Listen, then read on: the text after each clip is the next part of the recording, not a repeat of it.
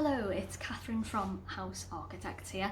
I'm just doing a little video to talk you through some designs I've been doing this week for one of my clients. So as you may know, I'm a domestic residential architect, and with my clients, when I'm commissioned to do a design, I'll try to come up with several different options for my clients, and then we review them at an online design consultation, which is normally done via Zoom, where I'll have the drawings open, share the drawings with my clients, and then work into them to show them the options and maybe come up with any new solutions as we're going along. So this particular design, this is one that I've worked on this week for a client, and I printed out the drawings here, ready to send out to my client. So this is the ground floor layout of this particular house. So this house I was working on, I wanted to show you because it's a very common layout for houses in the local area. It's a typical 1930s semi-detached house. This particular house has, as you can see, so this is the front door here, this is the hallway, you've got the stairs, a front reception room here, a dining room, and in this particular house they had sort of a morning room or study here, and an outrigger which housed a small kitchen, you know, in comparison with the size of the house, quite a small kitchen, as is very common in 1930s semi-detached houses. They have an attached garage to the side, and their upstairs layout, I'll just show you quickly, is again typical for a 1930s semi-detached house. I'll just get the existing plan, which is here. So this is their existing first floor plan. They've got two large bedrooms and then one sort of small box room, which is again very common for a 1930s semi-detached house. And for these particular clients, this smaller bedroom was starting to become an issue because their daughter was outgrowing the room very, very quickly. So in this particular scheme, they wanted to have a little look at options for the ground floor that would give them an open plan kitchen family dining area and a utility, a downstairs loo, and keep a separate reception room as well. So what I'll do is I'll just show you, just tidy some of these drawings away, to show you what we had a little look at for the ground floor. So on this particular job, I drew up 4 options for the ground floor. So if I just take an option 1. So generally when I'm drawing up options for a client, I'll try to look at options ranging from minimum to maximum level of expenditure. So just to remind you again, this was their ground floor layout. If you have a house similar to this, you might be sort of familiar with this type of layout. And in an option 1, we had a little look at, really, this is sort of maybe perhaps what you might say the most expensive option, just to overlay that there. So you can just make out the existing plan below. So this option, as you can hopefully see, it involves converting their garage and creating an extension here at the rear of the garage, sort of, and to the side of the property as well. I'll just take away this ground floor plan now so you can see a bit more clearly. So this particular option, we've shown converting their garage into a downstairs utility and a downstairs loo with a shower. So this is a fairly generous size utility, enough to put a washer, dryer, sink, hanger clothes maiden, and the WC/shower. You know, that's obviously a generous size. It can fit a shower. What we've shown in the hallway here is coming into what is currently the morning room, and keeping this area, this dining room area, as a the seating area for this open plan space. In this particular option, I've shown a U-shaped kitchen and then the dining table to the rear here with bifolds here and along the back to create a greater sort of connection to the garden. I've shown also a skylight here and indicatively where some structure, where a column might need to go. They are thinking of perhaps extending on top to the rear here, which is why I haven't shown a skylight there. So that was like an option one, and this option gives them the utility downstairs loo with a shower, which is perhaps a bit superfluous for them. They just need a downstairs loo really downstairs, but just wanted to show them in that space it can fit. Quite a large utilities downstairs loo space, and it also gives them their open plan area that they're looking for, but this would involve a full garage conversion and a fairly sizable extension to the rear. Now in a second option, had a look at the same layout but a different, so the same size extension essentially and the same size garage conversion but with a different kitchen diner layout. So instead of having a U-shaped kitchen, had a little look at putting a single wall kitchen along the edge here and having an island unit just next to this column so that the column is not sort of interrupting the space too much, because this is the current corner of their house, so it's highly likely that a column is going to be needed there unless they spend a lot of money changing the structure so that they can take the corner of their house out. And again, the dining in the same place, but this is just a slightly different arrangement with an island unit, so it's sort of facing into this living area here, and the dining here again bifolds on both sides. So that would be sort of a comparable cost to the first option we looked at, but with a different layout. In a third option, I wanted to explore what would be the most conservative thing that we could do to the house to still give them all the functions that they need, but in a very sort of pared back way, very looking from the point of view of keeping the budget as low as possible.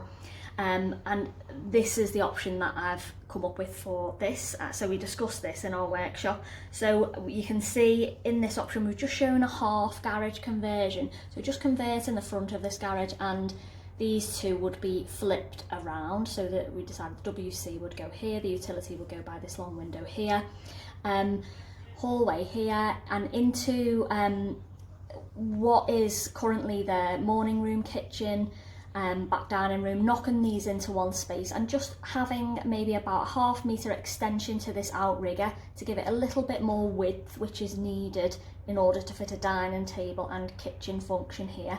But in this option, showing single wall kitchen, a skylight in this area, the living area here, and really this sort of space becomes kitchen / dining area. So it is a way of giving an open plan space with the potential to extend here in the future, which would be sort of fairly easy to do.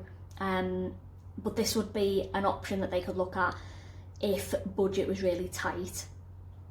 So that it was an option 3. And then in an option 4, my clients' sort of requirements and their wishes were, well, their preference was not for a very sort of uniform open plan space. So they weren't really keen on having a very square open plan space that's very open. They wanted to have an open plan space with some zoning, so it had some element of interest to it, and I really wanted to explore this in this kind of intermediate option. So this option for the ground floor shows converting all of the garage and just doing a partial extension, so not like the first options that we looked at which were extending all the way here, but instead shown similar to the last option that we just looked at, the smaller utility and loo area off their hallway, and then coming through to this space having the kitchen here, but utilising some of what is the current garage space here, putting a window in to let a little bit of light through here, and making this area their kitchen. And because it's got this wall here, it's almost like a natural little pocketed zone, so that is sort of naturally becomes one zone. And I've shown, instead of an island unit, because that would be a little bit tight, I've shown a peninsula unit which acts like an island here, with some breakfast bar stools, nice feature window and the door to the back, practical for the bins from the kitchen. And where their outrigger is, again, I've shown this slightly wider than what is their current outrigger, as on the previous option, but this is enough to fit a 6 to 8 seater dining table with bifolds. I've shown here, could have bifolds on this side as well. So with a nice skylight above is a nice bright dining area, but that is, you know, very zoned, and this area lends itself for dining because of its size. And then again, this area is already like a living dining room, so retaining those dimensions keeps that area adequate for putting living furniture in. So this was the option that my clients liked the best, because it was a bit more tailored to their taste, with having different zones in the open plan area rather than having, you know, a large square uniform open plan area. And I sort of like this style of open plan as well, kind of like broken plan rather than open plan. On the upper floors, we had a look at trying to get an extra 2 bedrooms by doing an extension to the side. So just again, remind you what their upstairs extension looked like. This is their current upstairs layout. So they've got bedroom 1, bedroom 2, and then bedroom 3 here, and this is the small bedroom at the front. And they currently also have a toilet separate to the bathroom. So in an option 1, this option 1 corresponds with option 1 that we looked at. That was the first option that we looked at on the ground floor. So this option shows extending over what would be the footprint to the side of the larger extension. So in this option, there's a lot of generous space, enough to potentially, so we'd come up the stairs here, there would be, you knock through the outside wall here into the extension, have a couple of steps up, and then it's enough for 2 bedrooms, a decent size double bedroom. The bedroom 3, the existing bedroom, then the smaller bedroom could be converted into a study. This would be big enough for a guest bedroom with a double bed and a wardrobe. And this room to the rear, this could become the master suite with a walk-in wardrobe of a decent size and a small ensuite. And then they've still got 2 extra bedrooms. So then it becomes sort of really a 5-bedroom house, but this practically for them would become a study. So that was one of the larger options we looked at. And the most conservative option we had a look at corresponds to, again, the most conservative option that we looked at on the ground floor, which involved converting part of the garage and just doing a small extension to the outrigger. So this is extending over the footprint of their existing garage. So this would give them a decent 4th bedroom with an ensuite. It wouldn't get them 2 bedrooms, but if budget were tight, as I say, this would still get them that extra bedroom and the extra bathroom that they needed. What was the most likely option that they will probably go for is this sort of intermediate option, which corresponds to their favourite ground floor plan, which involves just extending a little bit to the rear, not extending flush with their outrigger, just extending flush to the back of the house. And this option gives them a a small guest bedroom and then a decent sized bedroom for their daughter with an ensuite, and they are considering making this, instead of an ensuite, just making it a second bathroom for the house. One consideration that we may need to take into account for planning purposes is that the planners might ask for this to be stepped back by about 1 metre, so it's not flush with the outside of the house, to prevent any kind of terracing effect on the street. So that, I think altogether, I've shown you 3 options for the upper floors, but we did about 5. I just didn't want to, this video is already quite long, didn't want to make it too long. But this gives you sort of a general idea of what we do at a design consultation and what kind of options we come up with.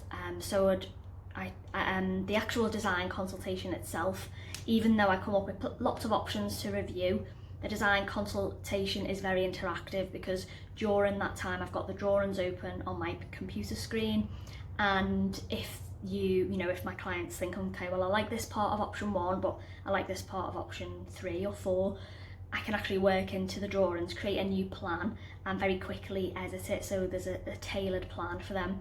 So anyway, that's enough talking from me. I hope you found that interesting, and if you've got any comments or questions, or if you have any options that you particularly like, just drop a little comment below this video. If you are thinking of embarking on a house extension yourself and you'd like some advice from me, please feel free to follow the link which I'll put in the description, at which you can book a free 45-minute to 1 hour consultation with me online. Okay, have a lovely weekend. I'll speak to you soon.